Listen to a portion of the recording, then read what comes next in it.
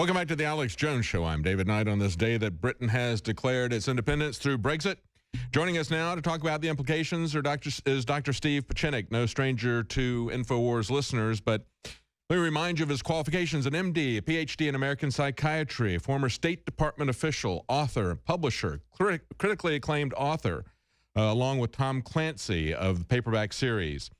Dr. Steve Pieczenik, and you'll find him at stevepieczenik.com. Welcome, Dr. Pieczenik. Thank you for bringing me on the show, Paul. I really wanted to come on the show just to give a little perspective from my point of view and to say to our audience, a wonderful audience, and to you and Alex, that this was coming about for quite a long time. First of all, I've been writing about this for about 20 years. In one of the Op Center series, I wrote about the devolution of the EU and the necessity for the EU to devolve into entities, not necessarily nation states. Then in my book 1 and book 2 of Steve Talks, I insisted that Brexit be the beginning of the end of the EU. Now, let me explain, if I don't think anybody else has explained. The EU was created at the time when I was in France in '88 on a mission, was created between France and Germany as an attempt to stop Germany from coming into power again or allowing it to become a martial force. This was a total ethereal concept concocted by a few French socialists and sociology, none of which had any bearing on reality. What France was afraid of, and it has always been afraid of, is that France has lost wars since the time of Napoleon Bonaparte, who, by the way, was Corsican. But because of World War I and World War II, France decided that it needed to co-opt Germany into a concept called the European market. The whole aspect of it was fallacious. It had one currency. It had no military, no intelligence, no force behind it. It had France not as the central power, but Germany became the central power, and the Frankfurt Bank of Germany was actually the most powerful element in all of the EU. So for the past 10 to 15 years, as much as France would like to think that they co-opted Germany, Germany, in fact, became the dominant power, paradoxically. As a result, they lent out a lot of money and credits to Spain, Italy, and Portugal, who in turn defaulted on all their loans. So what does this mean for the Alex Jones Show and for us in general? For America, quite frankly, at the bottom line, it's extremely good what happened in EU. The reason for that is that flight capital and certain immigrants will start to come to the United States because in this world of uncertainty and disorder, the one country that maintains its political, economic, and military stability is the Republic of the United States. What, in fact, will happen to the rest of Europe is that nationalism will arise, and eventually we will see Catalonia or Barcelona break away from Spain, which is already a corrupt country, was not really a country itself. It was created by a French king who, in fact, coagulated the Basque in Valencia and Madrid and the Catalan provinces. That will break up. Part of France will overthrow probably Hollande, the president, who's a socialist, because they have a major unemployment problem, and they're now in riot mode. The immigration problem that came in from Syria as a result of Putin's punishment to the West for our taking down the Soviet Union has now made it more imperative for the European countries to make sure that they don't have what's called the Schengen Agreement. In other words, they will refuse to accept immigrants and they will refuse to accept other Europeans to come through their own country. From our point of view, unfortunately, as a republic, we did not anticipate this on the formal level, although some of us who wrote and were part of the Alex Jones and the Alex Jones Nation and the InfoWar Nation, we could see it coming very quickly and actually insisted on it because it had a strong bearing on what we do here in America. And what do I mean?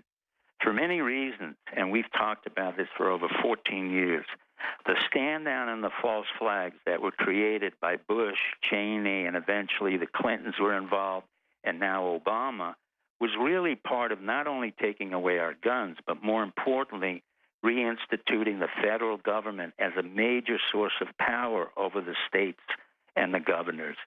I had warned the federal government repeatedly at expense to myself and others, as has Alex and as has many people at the InfoWar Nation, that the federal government can no longer sustain its legitimacy if it continues to produce these false flags like Orlando, Sandy Hook, and the various other elements we were talking about. The President of the United States is not qualified to be the president.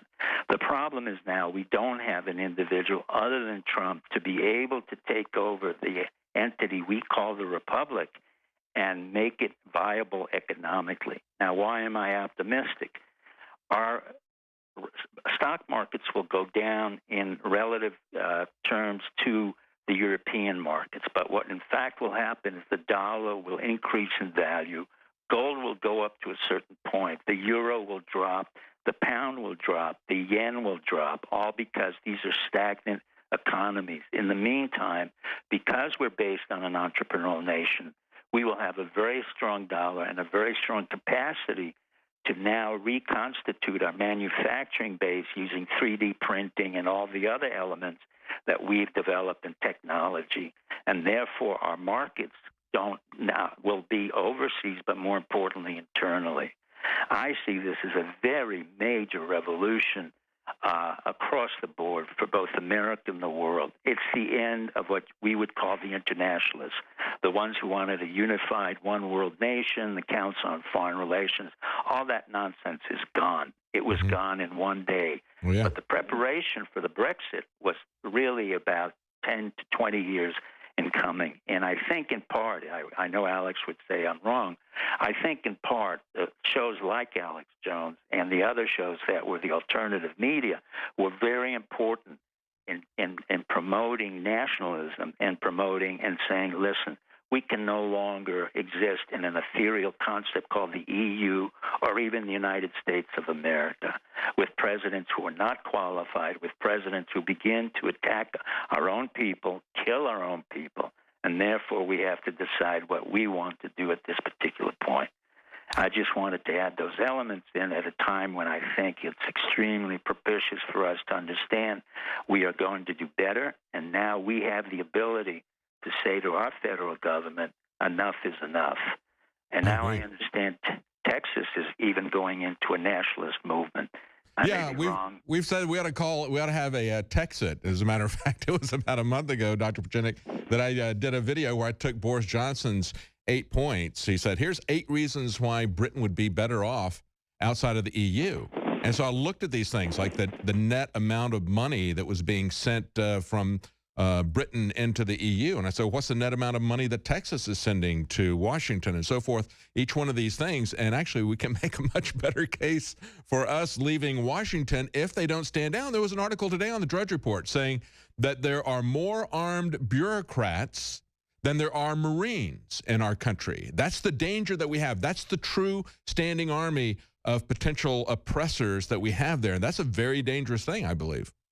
No, I agree with you. Actually, I had an armed IRS agent come to my house in the area I lived in, and I told him, you get out or you get shot, because that's not going to happen. And that was a while ago. But you hit it right on the head. The question is, do we really need the federal government at this point in time? Given the quality of people who've populated that particular area, the White House, and having worked for 5 presidents, at this point in time, I can say categorically, we don't really need the President of the United States. It's a disposable. I wrote a blog saying it's a disposable entity. Barack Obama was the ultimate or penultimate of someone who was totally unqualified, someone who came in through what we call the dark side, or the CIA and the Intelligence Bureau, along with what we call the CIA of the Catholics in Action, who brought him up through the system, and the Democrats wanted him. The reason the Democrats wanted him was that they could impose federalism and the legislation that they needed in order to obviate the strength of the governor. And I remember having a discussion with an extreme liberal congressman saying eventually the governors and the local commissioners will have far more power in Congress or the president, and he was furious. So there's no question in my mind now that these false flags that will continue and are the result of an incompetent FBI, an incompetent CIA, an incompetent Secret Service. I mean, we are wasting so much money for nothing. Every time Obama does something, it costs us millions and millions of dollars and accomplishes nothing. So now we have an opportunity to begin to build up a referendum peacefully. I have to say that peacefully because, in fact, once the will of the people is known in each state, then, in fact, we can demand our own secession because the United States of America was brought together by an artificial war, by a man who really was not a very honorable man. And I'm one of the few who did not like Abraham Lincoln, who found him to be manic depressive, to be Marfan, and created what we call the auto-genocide. I agree. Oh, absolutely. I agree. I mean, look at his record in terms of setting up martial law, in terms of jailing politicians, in terms of disbanding legislatures. I mean, it was absolutely, he gave us our first income tax. And on and on and on, suspended habeas corpus for people. It was a total dictatorship. And of course, there were factors, as I've pointed out before, there were factors happening in Europe. The competition between agrarian and industrial interests, as well as the consolidation into a nation state. I mean, in Italy, they had a war in 1860 with Garibaldi's army. But I see the same narrative being put out by Biden, even though we've had Hillary Clinton, who's been busted. It was only about a month ago that she was saying Britain needs to stay in the European Union. We had Obama go over there and threaten them, telling them that they're going to get at the back of the line on trade deals if they get out. And so now we see Biden still trying the same old, tired, divisive, divide and conquer. He said he's in Ireland right now, and he says this is going to provide fertile terrain for reactionary politicians and demagogues who are peddling xenophobia, nationalism, isolation, et cetera, okay? That's the way they do this. Nobody was buying that. Nobody's buying that here in America. And Dr. Pachinek, I think the true multiculturalism is what they've been trying to shut down so much in Europe, trying to shut down all of these native cultures, this rich tapestry of culture that was European culture. They're trying to subsume that, dumb it down, homogenize it, and overrun it with immigration from the third world. I think that's the true multiculturalism that they despise, I think, is really something that ought to be lifted up. Well, I agree with you, Paul. Not only is it demagoguery coming out of Biden and Hillary, it's both arrogance and ignorance at the same time. That's why they can no longer really represent the voice of the American people. But let's be even more clear about it. We have had an army that did not have a country. We have sent our boys to war over 30 years into areas which have no national security interest whatsoever to us. Iraq, Afghanistan, Syria. And I was in Syria. I was interrogated there. It was clear to me Bashar Assad could control 80% of the country. He did. We had no need to get involved. And in fact, we have generals who really failed in their performance. But more importantly, we have to hold Congress accountable for all of this and really dissolve Congress. I've seen for the most part, most of these individuals are totally useless. What they've done is to incur a lot of cost on our part. And basically, we've paid more and more money to keep our generals on pension funds than to have active military capability. In fact, now our military is really very poor. And when you see them dispersed all over the world, what you have is Pax Americana. We now have an empire. The republic is dissolving, and that's why we have to reconstitute ourselves to say, no, the republic cannot dissolve. We, the people, will stand by what we want, but we do not want expansions into areas that we have no interest whatsoever. And instead, we want to get into effective trade negotiations, as Trump has been talking about, and build up our own infrastructure. The truth of the matter is that, for the most part, Europe was finished right after World War II. When FDR was quite brilliant, what he did was to pit the Nazis against the Soviet Union so that we could arise, we, the United States, a capitalist country, could become a formidable superpower. And we did. Our legacy then went downhill. After the Vietnam War, it continued to go downhill. We went into wars that we had no need to go into. Our brave soldiers were restricted from doing what they needed to do because of incompetent generals, incompetent leaders, and incompetent POTUSes. You know, we glorify JFK, but at the same time, we don't talk about the fact he had Addison's disease. He was totally incompetent. He had to be on drugs. He had to be on steroids. He should never have been president. Same thing with LBJ, who did false flags on the Liberty, who did the Gulf Tongue King, a totally false flag there, and the same thing with Nixon, Reagan, Bush. I mean, each one had their own major problems. It wasn't a question Republican or Democrat. It was a question that we no longer needed a president of the United States of America. That was a fallacious concept. It's outdated now. With the internet and cyber nation, we no longer need that. Oh, absolutely. And if we look at talking about Texas becoming independent, if we look at the population of Texas, it's 10 times bigger than the original 13 colonies combined when they got their independence. And we have energy self-sufficiency and other issues. We'd be one of the largest economies in the world if we were on our own. I want to ask you about where you think this is going to, what's going to happen in the next couple of years, because this is going to be a very long and protracted process. We've got a lot of different countries where there is a rising movement. And I think it's important to point out this is not all on the right. It was ignored pretty much by our press earlier in the week because I think they didn't want to give any momentum to Brexit. But the fact that they had the first woman mayor in Rome, some people talked about the fact, hey, they got the first woman mayor. But the real issue was that she was a populist, that she was an anti-globalist, and she wasn't even a person on the right. This party is very much a left-wing environmentalist party, but they are anti-populist. And so I look at that and I say, I think that's a strong indication that Donald Trump can win some of the people who are thinking who are Bernie Sanders supporters. And this is not just right-wing extremism and xenophobia, as they point out. It's people understanding that they're getting a very bad deal from this. How do you think this is going to play out? I mean, certainly, Paul was right. They're going to use everything that goes wrong to demonize this. They're going to try to bring back a second referendum. We'll talk about that when we come back, Dr. Pachenik. I want to get your thoughts on that. Sure. We're talking about, you mentioned Catalonia, Basque, probably getting independence. Now Scotland is saying, hey, we want to try that one more time as well. So this is not done. They're still fighting, and there is a wounded beast right now on the loose, and that is the globalists. We're going to be right back with Dr. Steve Pachenik. Stay with us. Welcome back to the Alex Jones Show. I'm David Knight, and we're talking to Dr. Steve Pachenik. We're talking about the consequences of Brexit. What is going to happen next? We've talked about how there's a moving independence movement. People want control of their government. They want government to be closer to them. And yet what we see happening is both in Brussels and in Washington. We see a government that is increasingly distant from the people, increasingly arrogant. And even though they are less and less attuned to what we want them to do, they are talking very loudly to us, managing the smallest details of our lives.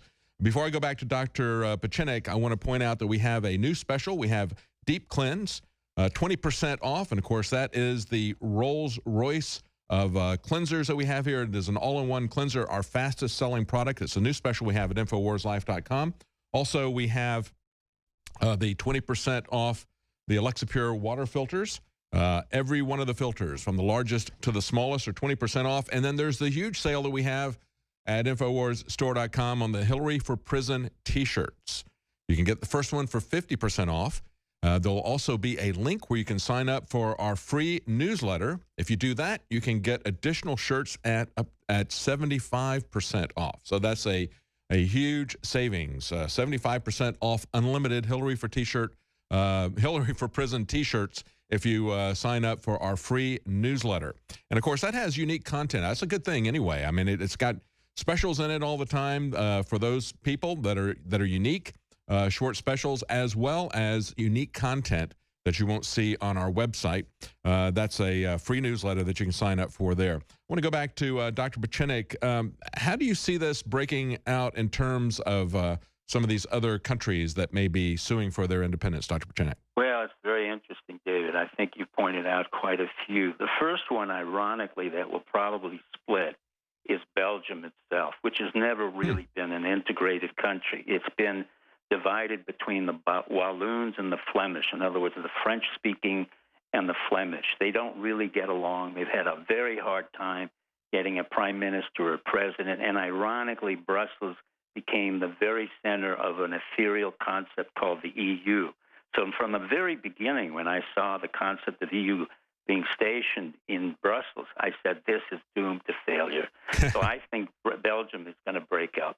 I think Luxembourg, anything that has to do with financial systems that depend on England will do very poorly. Now, let me explain why.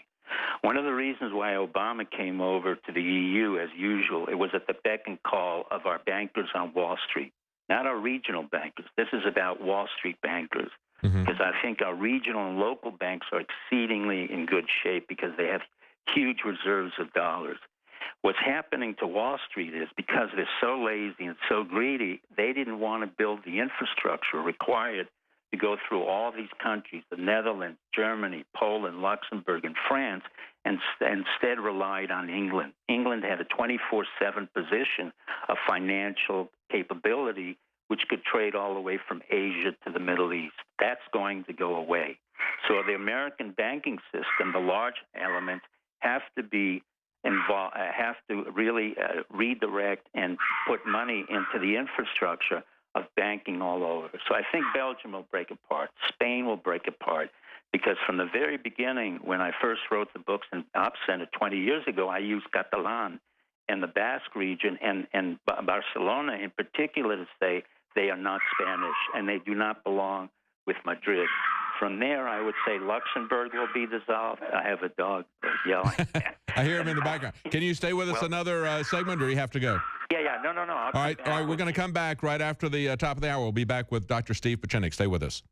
Welcome back to the Alex Jones Show. I'm David Knight, and we're talking to Dr. Steve Pieczenik. He was gracious enough to remain on for this one more segment. The next segment, we're going to have Alex Jones with another report talking about what is happening today. Of course, this is a huge seismic change.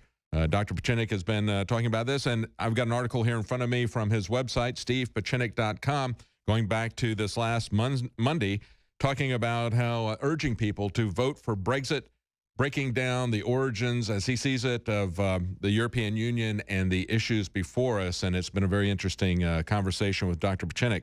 You were just talking about the different countries, Dr. Pieczenik, that you think will break up. A lot of people have said they believe, in terms of those that might be leaving the European Union, one of the first candidates would be Sweden, because they've been essentially politically in agreement with Britain. They see Britain as a counterweight, and the only counterweight to a dominant Germany. So with Britain gone, Sweden had said that they'd be likely to go. And I think it would be easier for them to get out because they did not adopt the euro, just as Britain did not. A lot of these countries that would like to leave now are going to have a much more difficult time of it because they've foolishly abandoned their own currencies. Well, it's interesting, David. I think you're right on. I'm looking at Sweden. Sweden will leave because, first, it has a problem with the immigrants coming in. Yes. Secondly, the point that you made, which is an excellent point, was the fact that this is not a right-wing switch to Sweden. It will be a left-wing switch because it's a socialist government. It basically has to come to terms with the fact that it can no longer depend on the European Union and has to really in some way create its own viable economy. The one place in the Scandinavian countries that really has to decide what they want to do is Norway.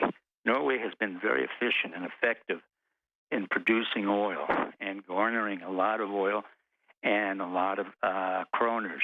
And basically they have been investing not in Europe, but they have one of the major investors in the United States. They're exceedingly quiet. They don't say anything about their investments. And like the Dutch, who are also very quiet investors, we're going to have a problem in the Netherlands because the Netherlands can no longer take care of all the immigrants that have come in. And I assume that in Texas, you've seen a lot of Dutch farmers come in because they can no longer use the Netherlands or Holland as a basis for farming, and instead they've come into Montana, Texas, and other areas where they can buy up huge milk farms, and they become very efficient. So the Netherlands will have to break out and decide what they want to do. But we have to remember the Netherlands they have been very effective, the Dutch, for over 350 years in trading overseas. So they have a history unlike anyone else. Poland will have a problem. Poland can no longer really remain inside the EU without the cover of England, and Poland is exceedingly afraid of Germany. And of course, as we know, the history of World War II starts with Germany invading Poland.